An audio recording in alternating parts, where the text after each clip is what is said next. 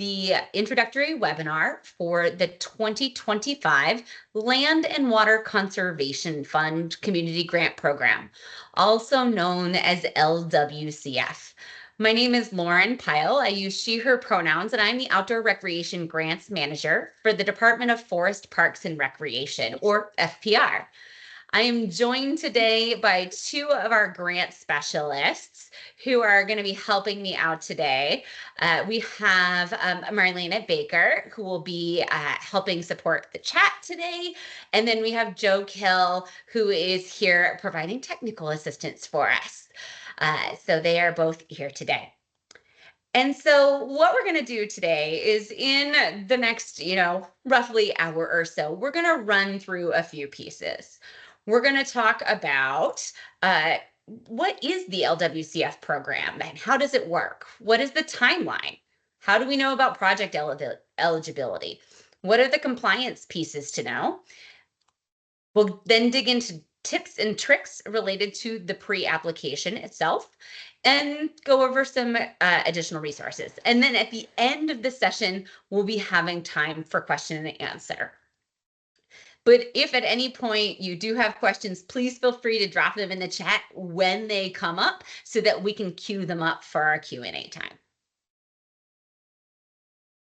And so with this, the LWCF program is a program that is administered by the Vermont Department of Forest, Parks, and Recreation, but it is funded through the National Park Service. And this is a national program that's pretty long-standing. It was been established in 1964, and it's been funding projects in Vermont pretty much since then.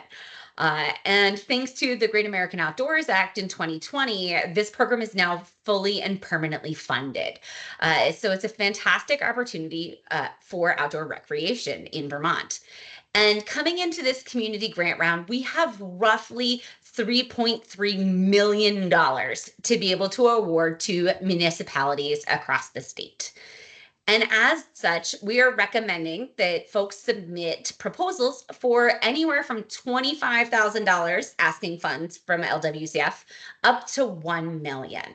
And so we're going to get into the details of what you can submit for and what that is, but generally that's the ballpark of what we're looking for.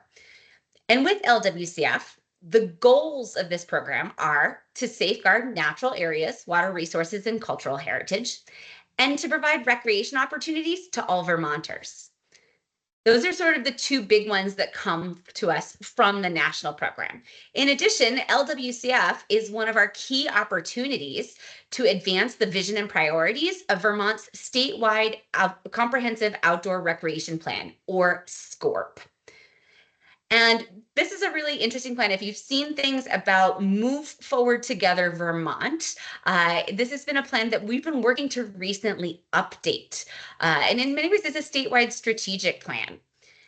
And so with this plan, just to give you a kind of high overview of what's coming up in the new plan, we're about to release, hopefully soon, the full and finalized version of the updates, but you can see things together right now if you search Move Forward Together Vermont.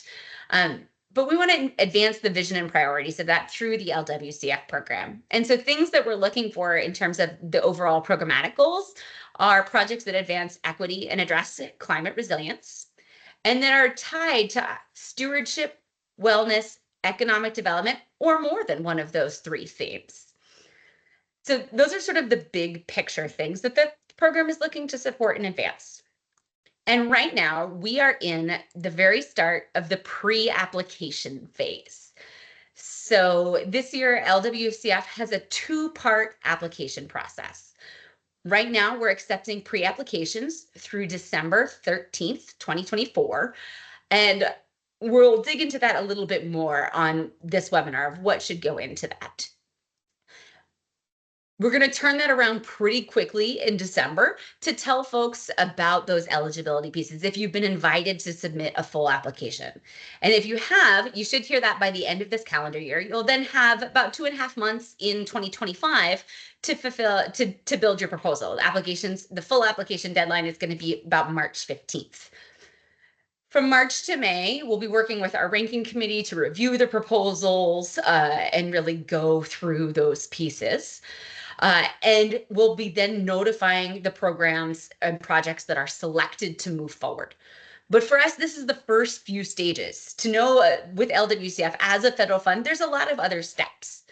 After we have selected the proposals that we are going to recommend to move forward, we then move to a compliance review phase.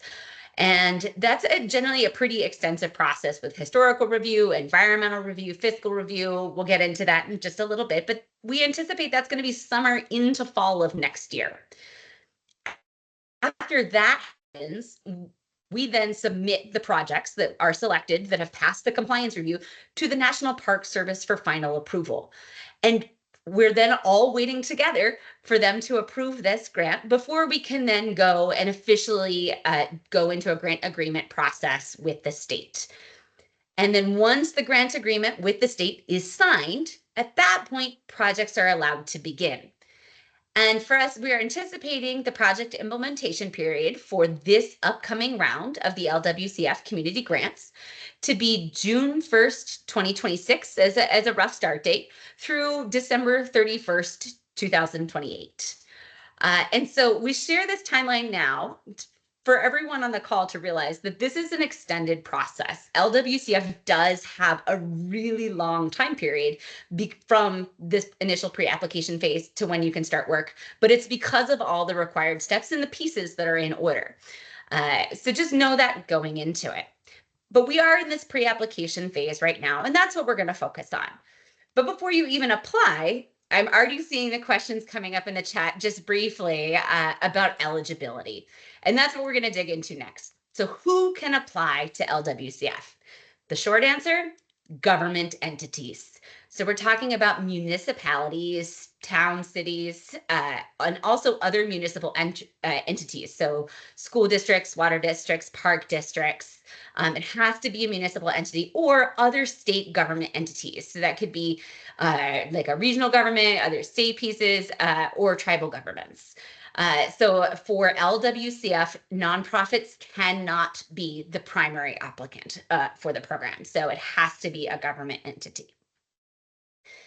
And some important things to know about the project going up to it is LWCF, as the federal program states, is a reimbursement program.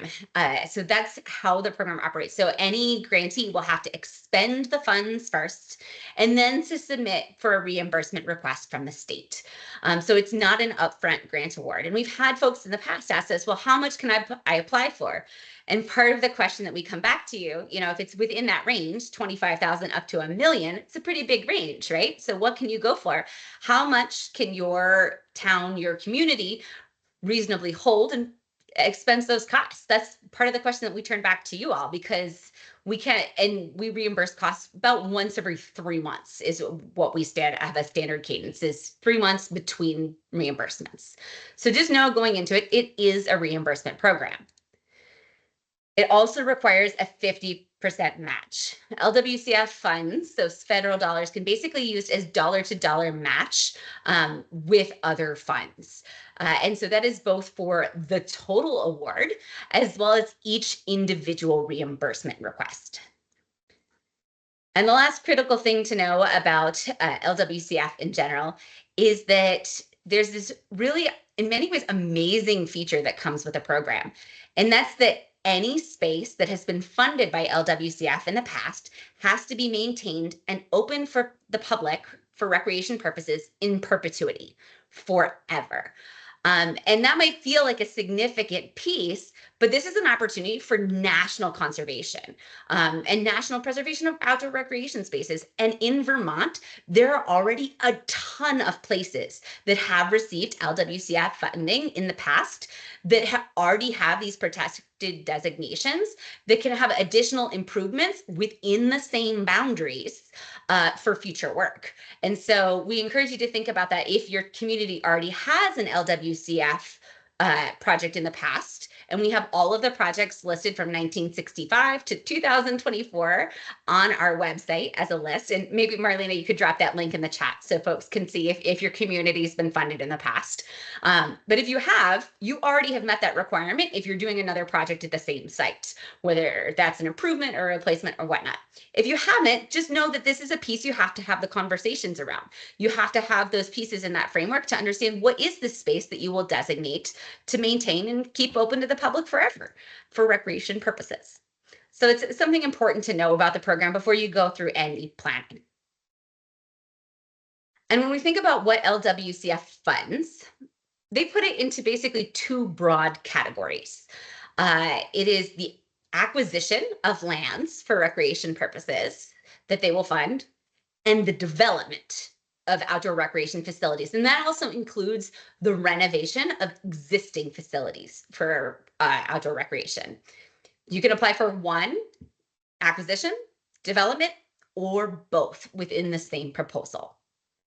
And so just to dig in a little bit more about what each of these project types are, LWCF materials call them acquisition and development. Those are the terms. And we're going to start with acquisition because these each have different eligibility and different criteria just because they're such fundamentally different project types. So those acquisition projects, as we said, those are basically land purchases to either create a new park or expand an existing one. And examples of eligible projects can include community parks, purchases of private recreation facilities that would otherwise be closed and lost to the community. It could be linear parks, natural and scenic areas, or water-oriented recreation sites. Things that are ineligible for acquisition purchases are mostly things involving either being inside or not for recreation. Right? LWCF's focus is outdoor recreation. So purposes of like where the original goal was a historic site or a museum, conservation land with no public access, indoor facilities, and then also that public piece, right? If it is professional or semi-professional sports facilities, that's not eligible, but community recreation facilities are. So it just depends on that kind of user piece. And then the other piece is, as I said, that conservation land with no access or agricultural land that doesn't have a recreation focus would not be eligible. And I did see the pop up here. I was like, what's a linear park? That could be something like a greenway, right? Like you're going to do the whole greenway purchase. So it's not just like this block or this space. It's going to be that long and skinny part. Might be a good example of the greenway. And so Cindy, I'm going to come up to that one last. I saw that one just pop in the chat as well. Hold your horses for that one for development. It's coming right up. But so this is for acquisition, those land purchases. So thank you for keeping these questions coming, and I'll try to keep an eye out. I really appreciate it, y'all. And so for our acquisition projects, to continue going on that one, our example eligible costs for this would be really the purchase costs involved in this type of work. So this is purchasing of real property or the purchasing of easements. Is basically what LWCF will support for acquisition. And our example ineligible costs are all the other costs related to purchasing property. That is a restriction of LWCF for those purchase prices, is that those things that they call them incidental purchase costs, something like appraisal fees, legal fees, surveying. We know that for many communities, these are required costs to actually do a land acquisition, but for the sake of LWCF, they're just not eligible for reimbursement. And of course, if there are any fines or penalties, those are also not eligible expenses. And so the last thing to know, if you're considering a land purchase, the acquisition for LWCF, a thing to know is that it needs to wait in general until federal approval has come through. There are some rare circumstances where the National Park Service will allow for, like, if a purchase had to be made or the land would be lost, they will potentially consider what they call a waiver of retroactivity. But on the whole, unless there's that case that there is in many ways that emergency status, they won't fund previous land acquisitions. It has to be for future work.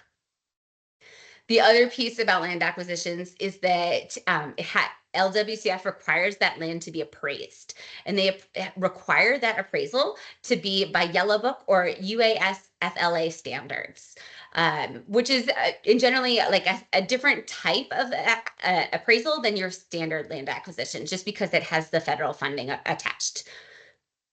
And then the last thing to know is that if you are acquiring land through LWCF, this is the opportunity for recreation. It has to happen within 3 years of the purchase.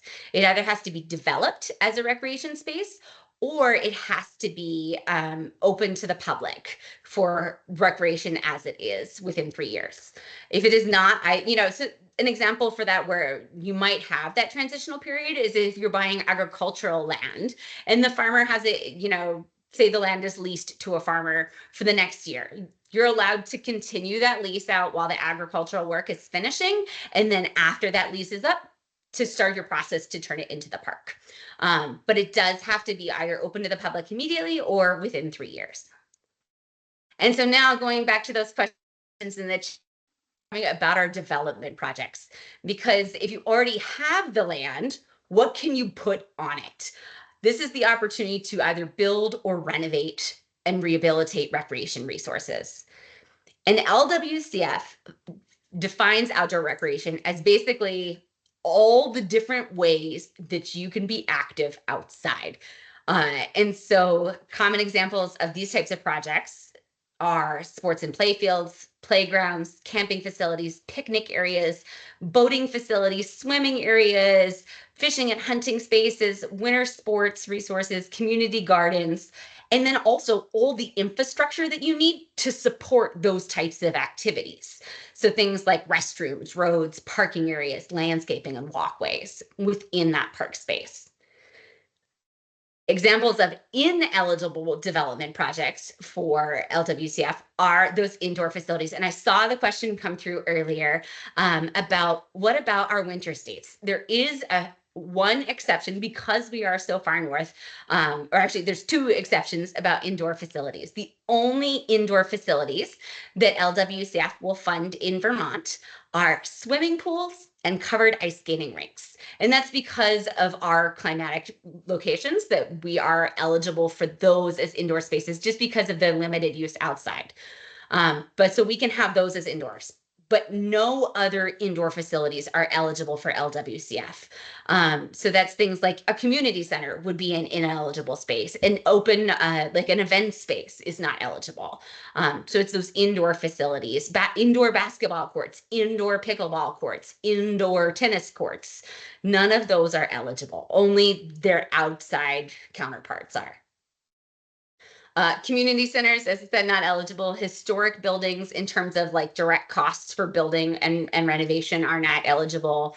Park manager residence, park offices generally are not eligible. Meeting rooms, auditoriums, things that are needed for regular maintenance are not eligible for LWCF. It really only funds like the major development, that major rehabilitation, or that initial construction. And so whether that's the maintenance itself or like the maintenance projects, it also does not fund maintenance equipment like mowers.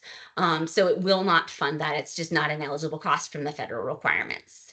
If it's, as I mentioned earlier, there is this established space that needs to be protected for recreation in perpetuity, and that's commonly called the 6F area or within the 6F boundary.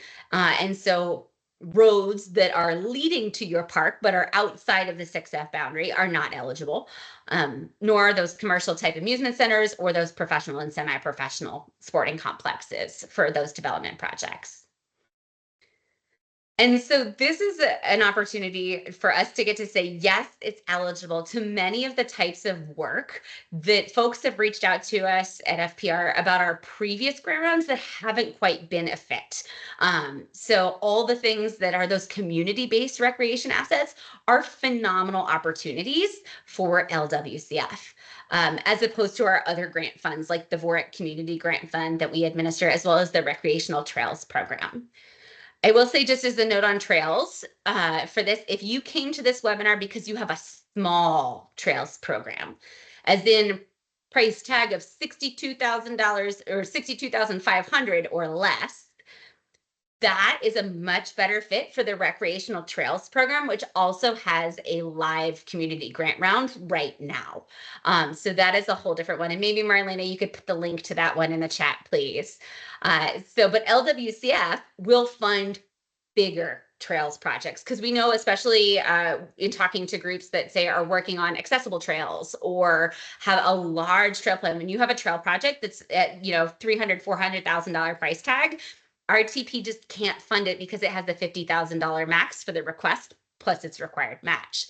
LWCF, being that much larger price tag, has that opportunity to be able to support and potentially fund larger trail initiatives. But outside of trails, LWCF will fund the skate parks, the pickleball courts, the playgrounds, and all of those other resources that can be outdoor and engaging community in recreation.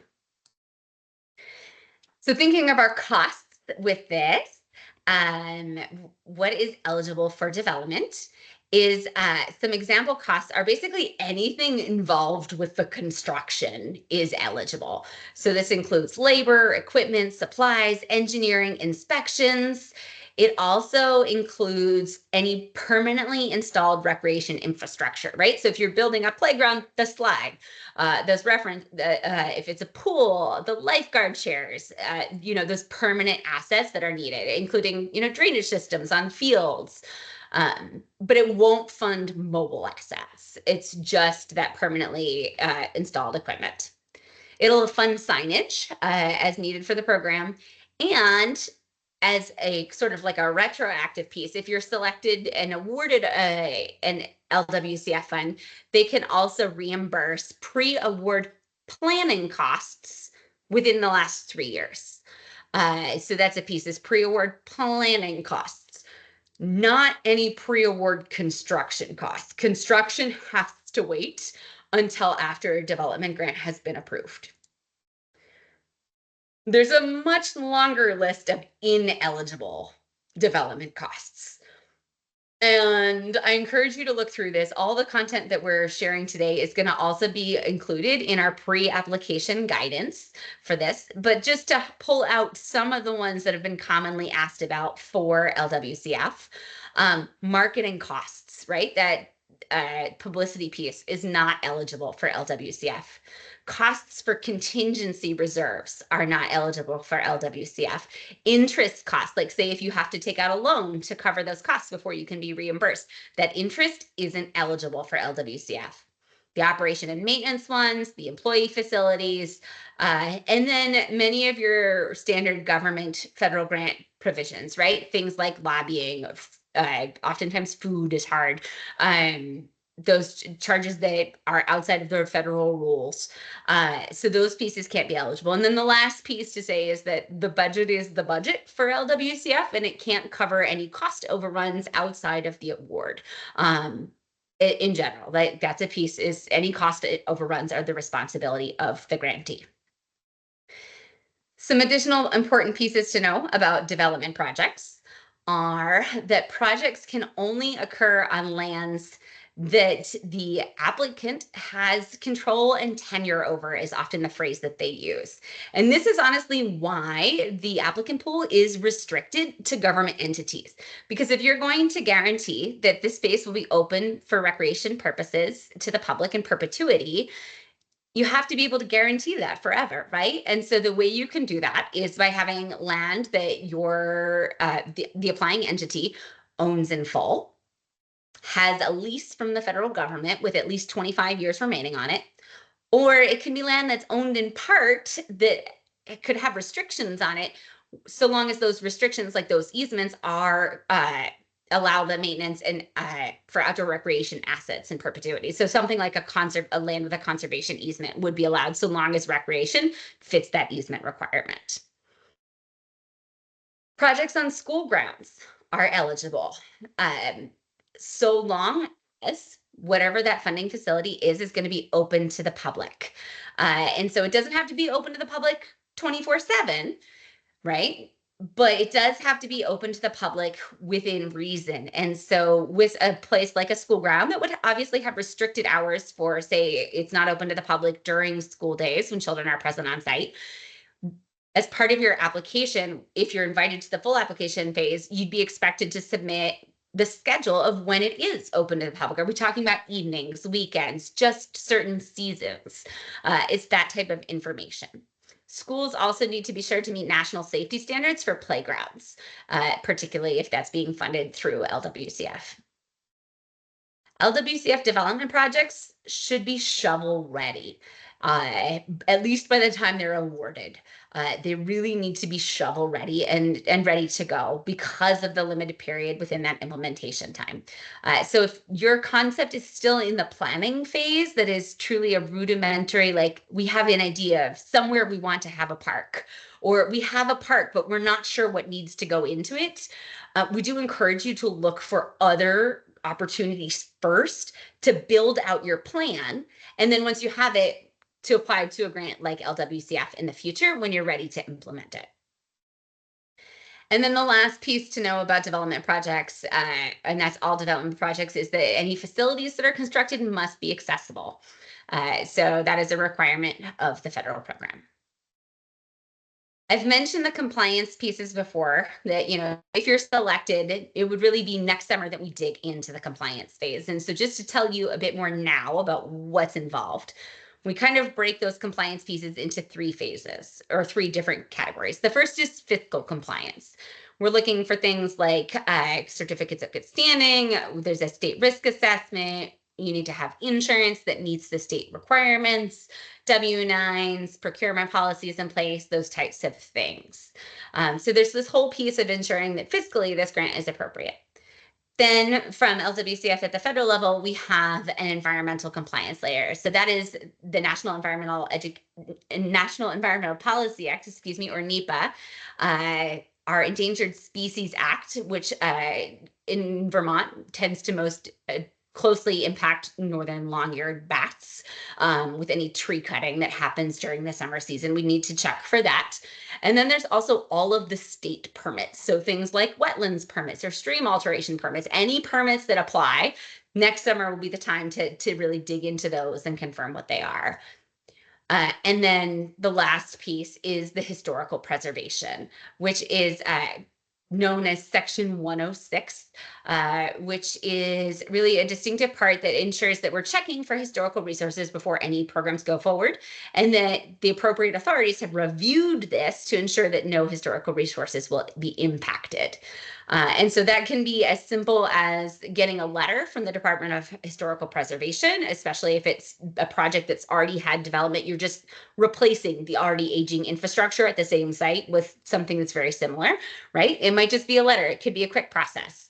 But if it is a new development in particular, or potentially a new acquisition, it might need further levels of review, something like an ARA or an archaeological resource assessment, to help do that sort of first preliminary field study to understand whether or not plans need to change or other pieces. So all of that has to be completed before we can move forward with submitting this to the National Park Service.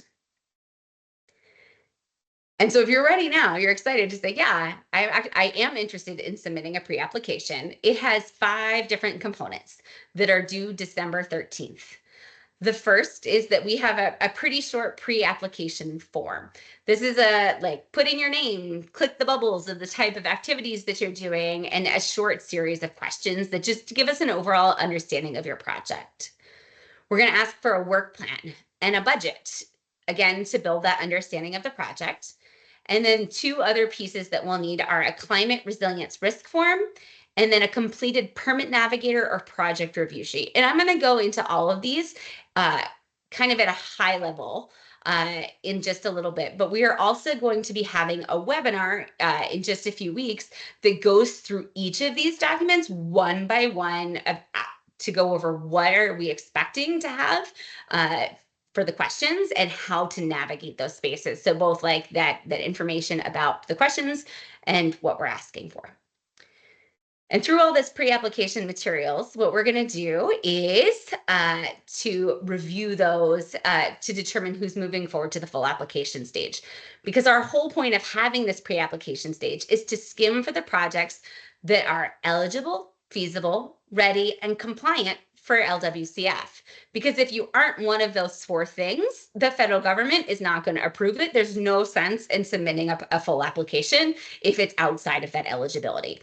So that's really the big piece. And so like the eligibility that we're looking for when we review these in the fall is going to be, does the project meet the requirements, right? Like, are you the municipality applying or are you the nonprofit? Right there, we can tell some eligibility pieces. Was it one of those eligible project types or those eligible costs, or were they ineligible? We're also going to be checking for feasibility. Is this project permittable? Like, could you actually get permits for this?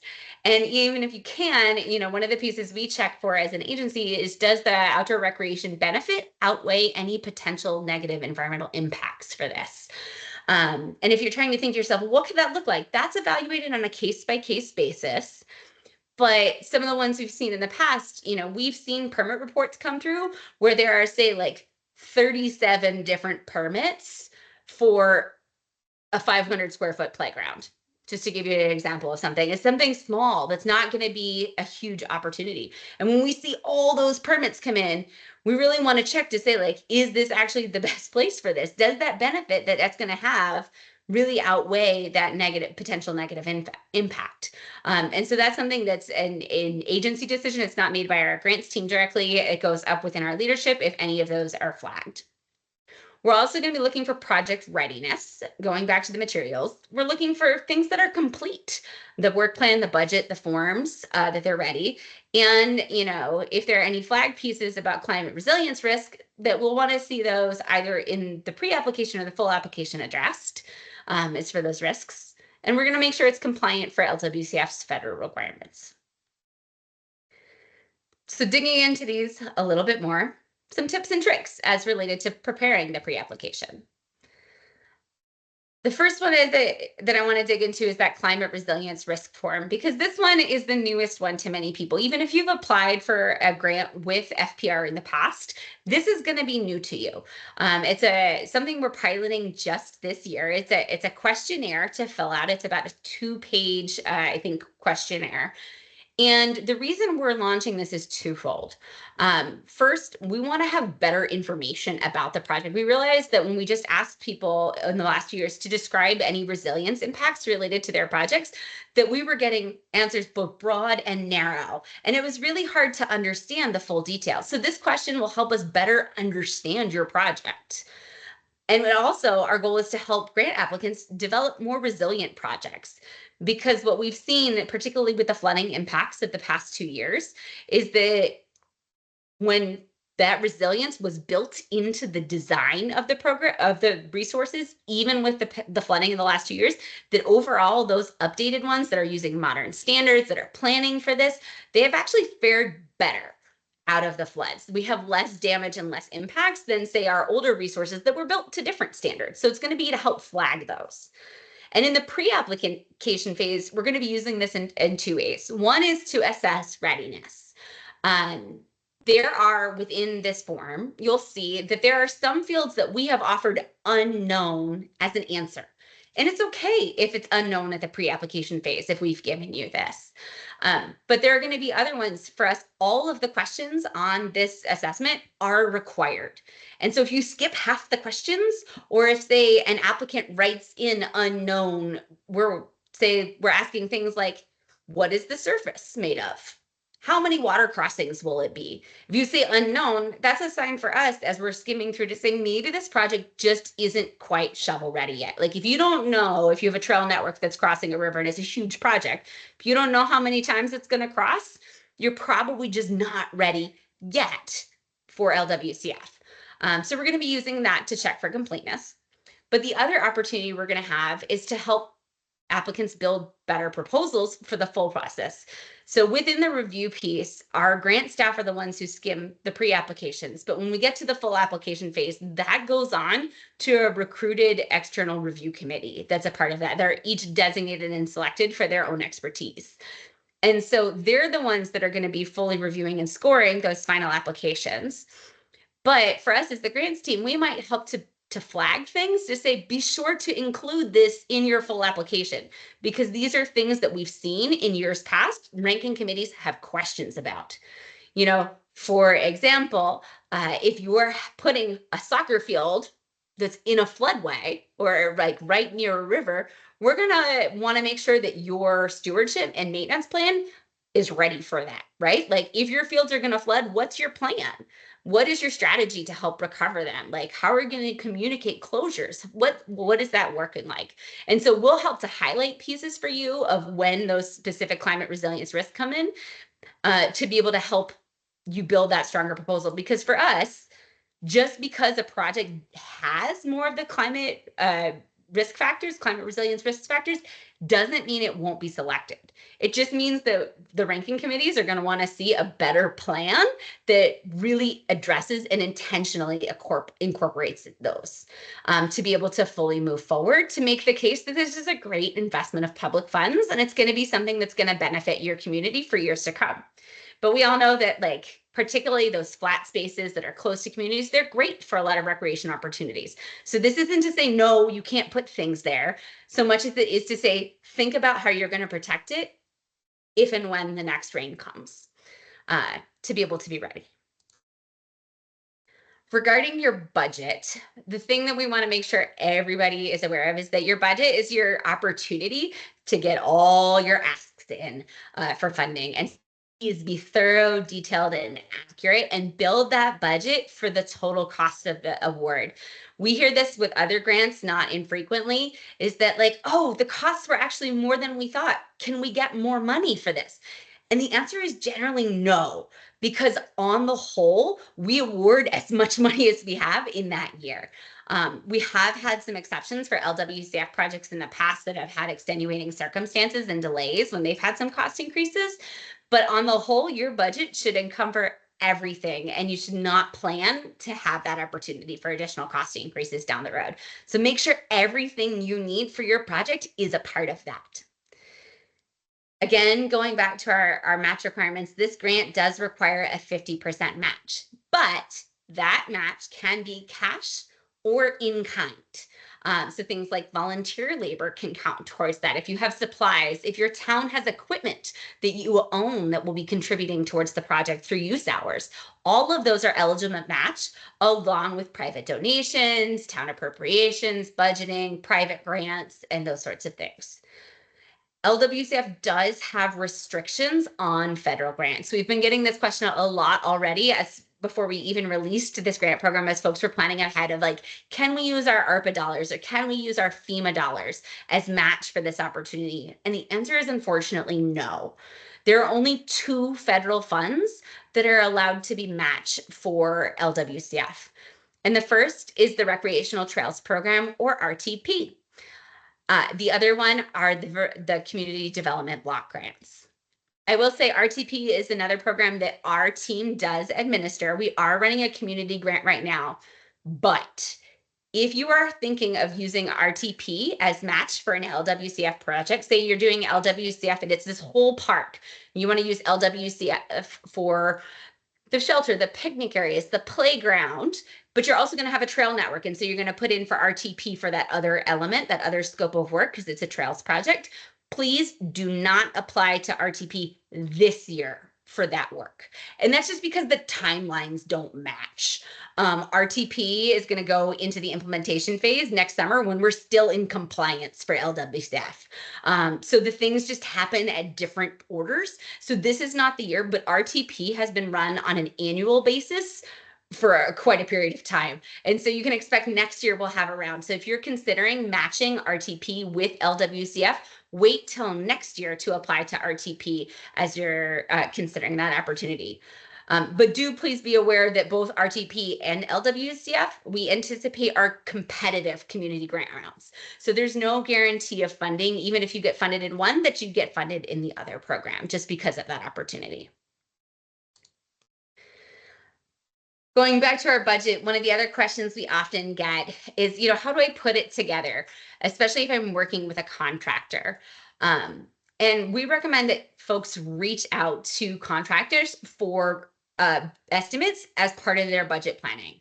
A best practice is to get 3 estimates. And if you can't get this, it's okay to base your budget. Like if you have current similar projects going on, you can base it on that or recommendations from other groups.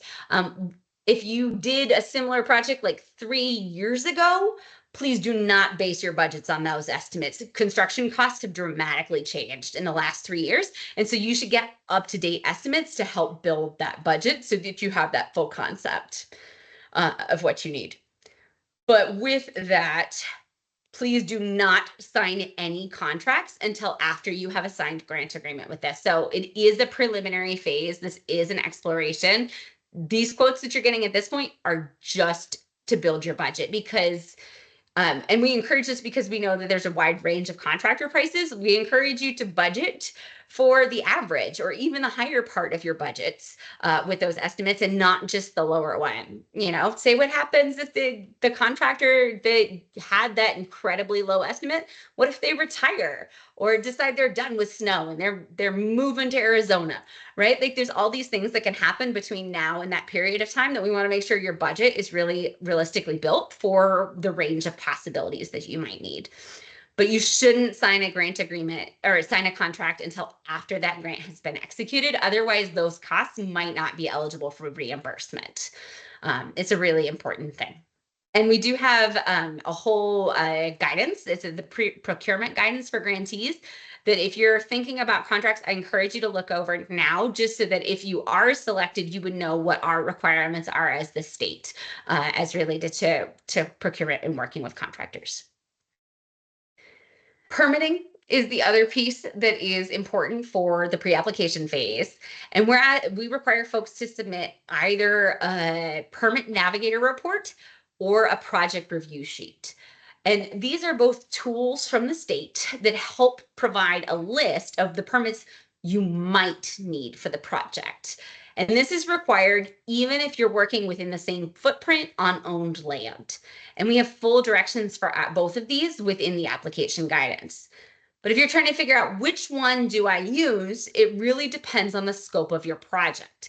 If you are doing a single site project that's in a defined location, Permit Navigator is a great tool. It's an online tool. You just click and answer their questions. And at the end, it will spit out the list of reports.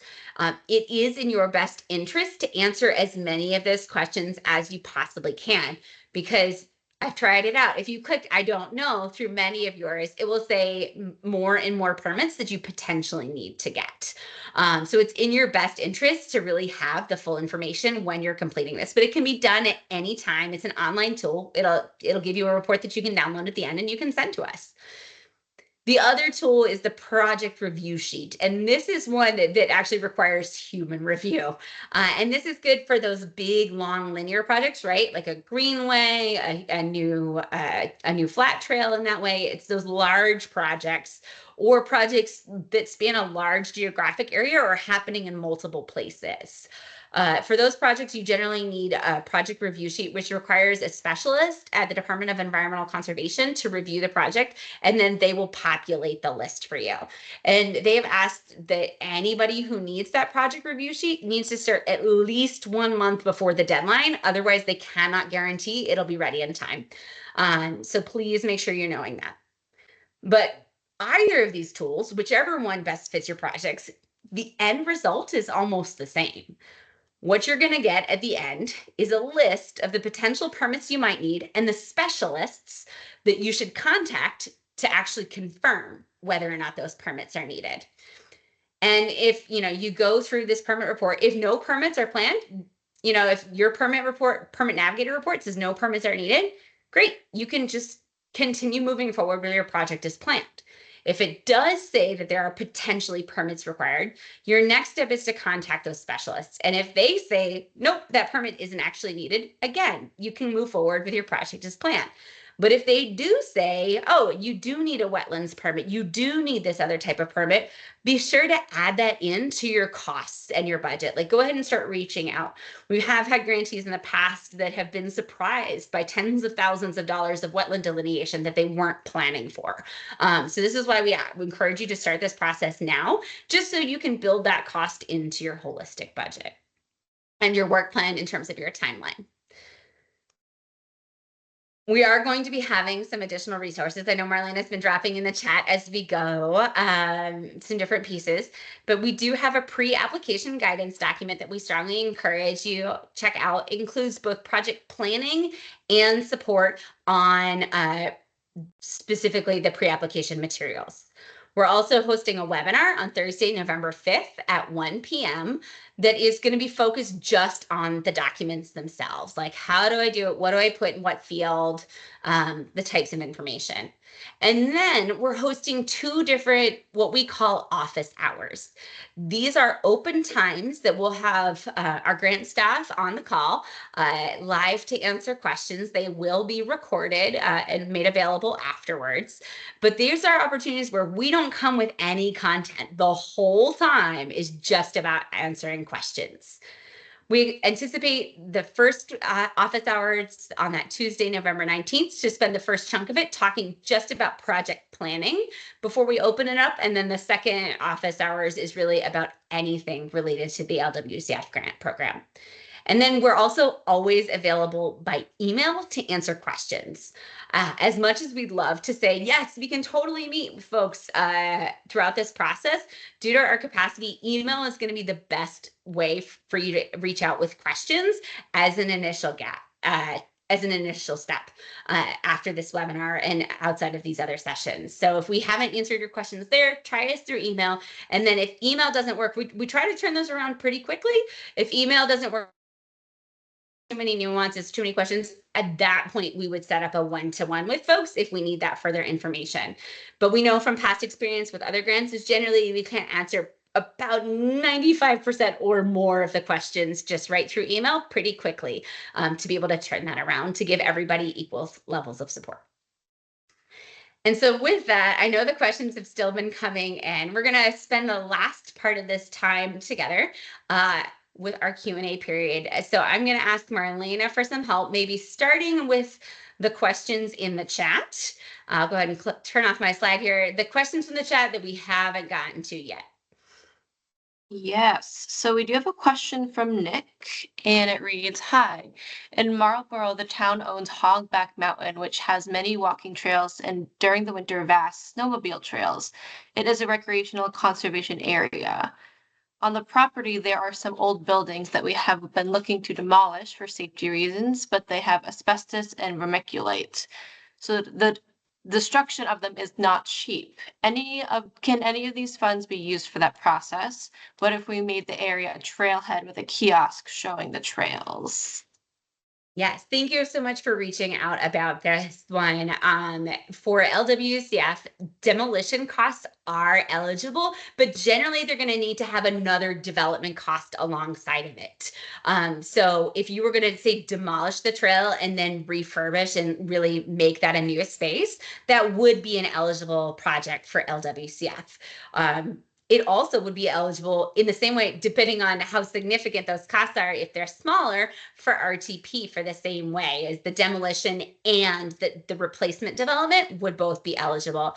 But chances are that for either of those programs, demolition on its own without further plans for development as part of that project are not going to score well. Even if they might be eligible, they won't score well with the ranking committee compared to the other projects that are being submitted. So I encourage you to think about that demolition and then what could you do within the grant period as you're putting together a proposal.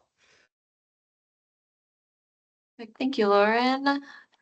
So we have another question from Cindy. Says, we were looking for funds for a basketball court in one of our parks where we recently finished a comprehensive plan process. We do not have construction plans yet as we wanted to ensure we had a shot at funds for construction. I wanted to clarify we can still apply even if we don't have final construction drawings, or will we need those to be final by the grant application deadline? Oh, great question. Thanks, Sydney, for that. This is one where as an outsider, I'm going to have to say it all depends because it depends on the nuances of what you're trying to do. If your goal is to say, we have these basketball courts and we're going to replace with new basketball courts in the same place, and you have that concept of like, we know how many courts, we know the size, we know exactly where it's going.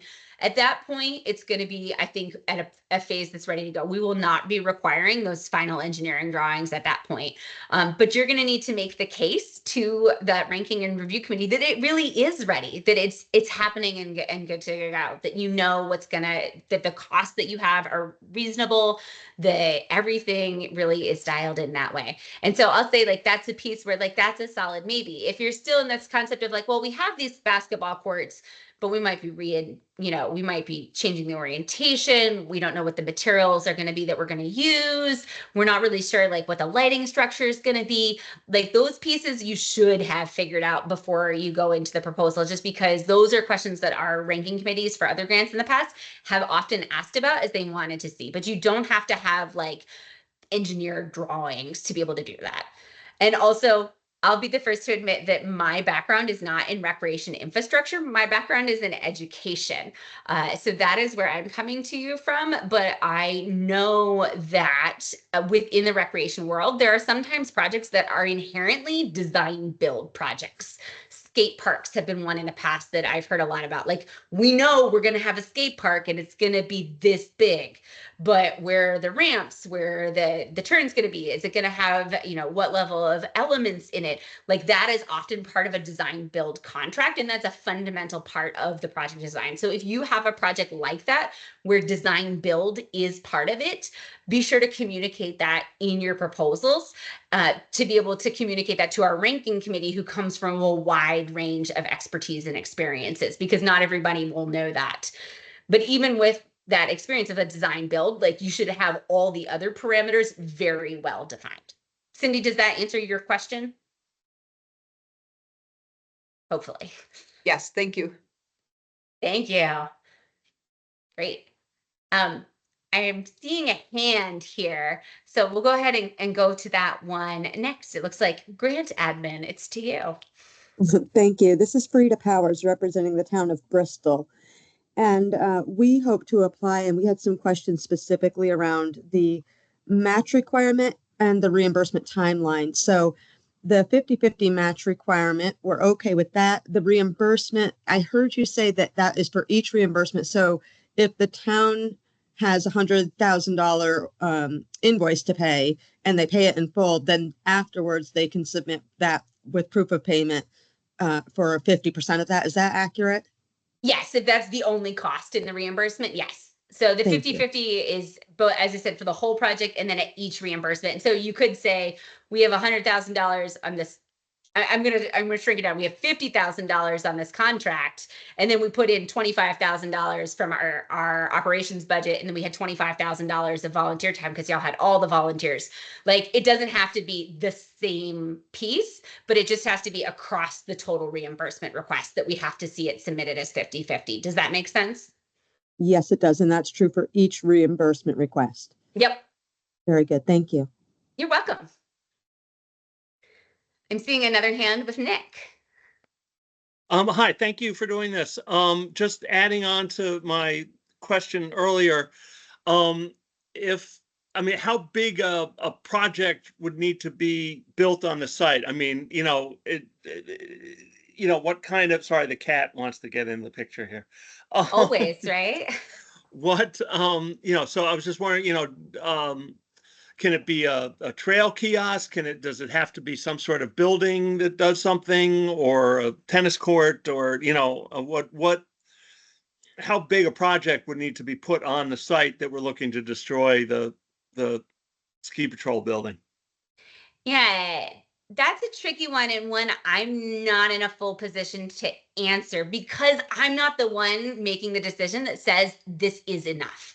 This does feel like it's going to rank well. So what I encourage you to do is look in the pre-application guidance. I went over the criteria for the pre-application.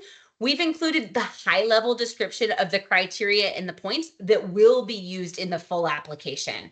And we're going to put together our full application guidance as quickly as we can. I suspect it will be released in advance of the close date, but you can already see the weighted criteria that are going to be considered for that full application round within the pre-application guidance. And so as you're conceptualizing, like, what could this replacement project be, I suggest looking at those criteria to say, are the things that are already within our plans that are part of our community needs, are there elements that really fit that criteria? And then to make your best guess that way, because that's where it's going to come out, is in the ranking. And that's the piece where it's ultimately up to our ranking committee to help make that determination. Great. Thank you very much. I appreciate it. Yeah, you're welcome. It looks like Bradford, we've got a question. Go for it. Thanks.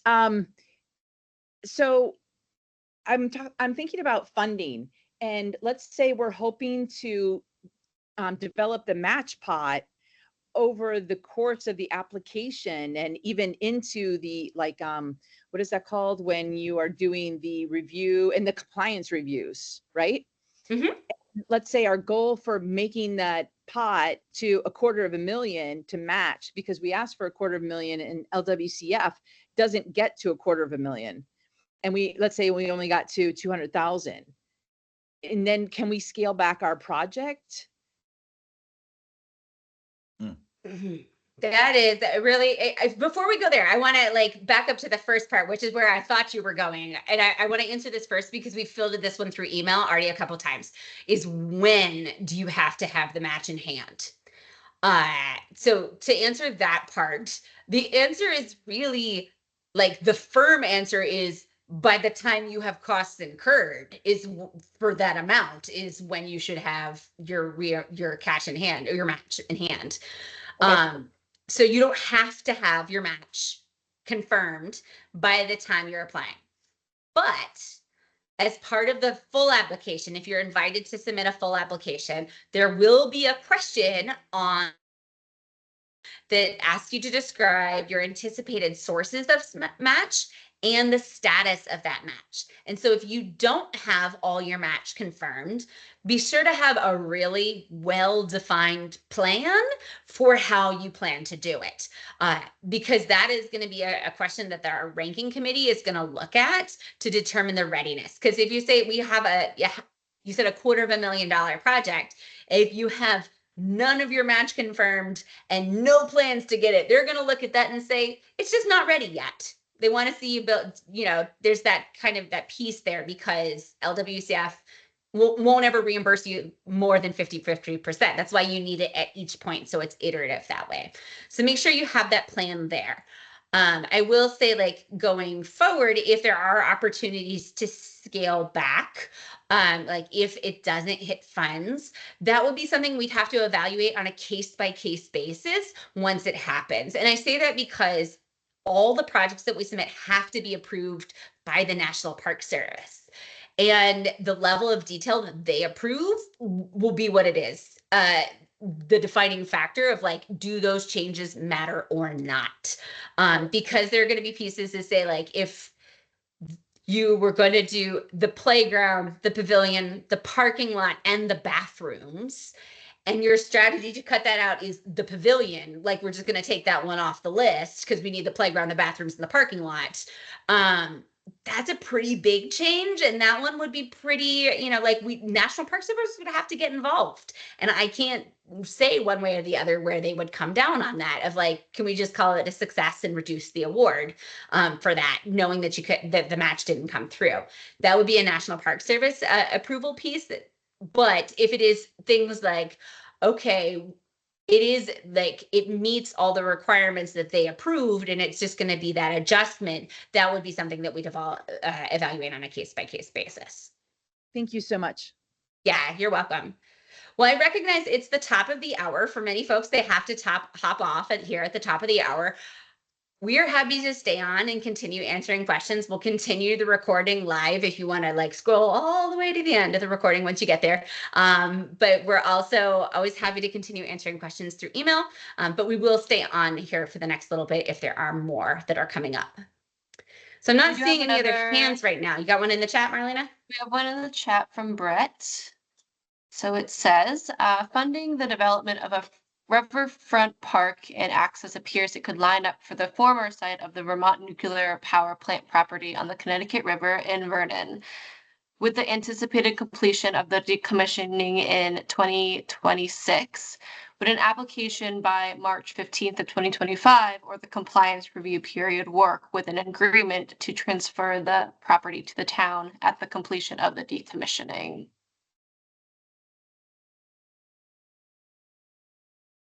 This is another good one that I'm thinking through, and it's going to be one that if you don't have that ownership in place at this time, I think the question is going to be is like, how can you document where you are in that process, right? Like, do you have a purchase and sale agreement that shows that it's binding and it is those provisions? It's there, it's a well documented, and so it's just a matter of it changing hands as a piece, or is this really still in an early phase where there are too many unknowns of like what could be there, what's going to be uncovered? And so not knowing the circumstances of that unique site, it's really hard for me to say yes or no. But I do know, I think similar to compliance, like, or similar to these questions we've just had about match, is that some of what you're going to have to do, even if you're invited to do the full application, is to share with the review committee that readiness and feasibility, that this is like a confirmed piece that the dominoes just need to happen, that you need more time for. That would be a really important thing to communicate within the full application phase. But during this pre-application phase, that's not a required component. And I think it could be something you could move forward with.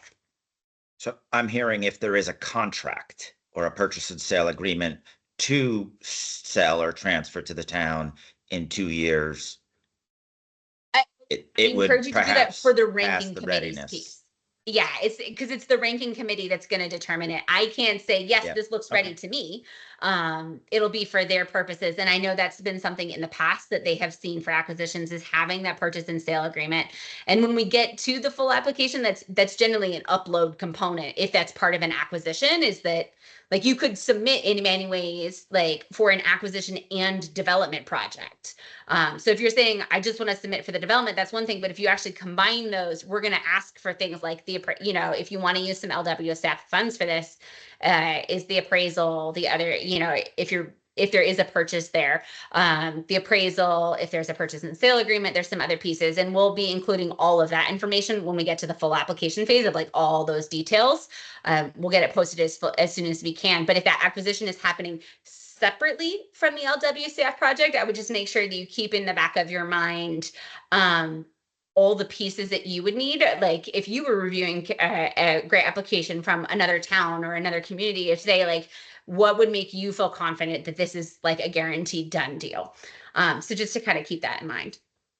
Thank you. Yeah, you're welcome. Are there any other questions at this point? None in the chat so far. Okay. Well, thank you, those of you who are still here to be a part of this. If you do have other questions, please feel free to reach out and follow up. We really appreciate you being here and for your interest in the Land and Water Conservation Fund. So we'll be following up with this recording as well as a copy of the slides. But otherwise, happy planning, and we'll look forward to seeing stuff from you soon. Thank you.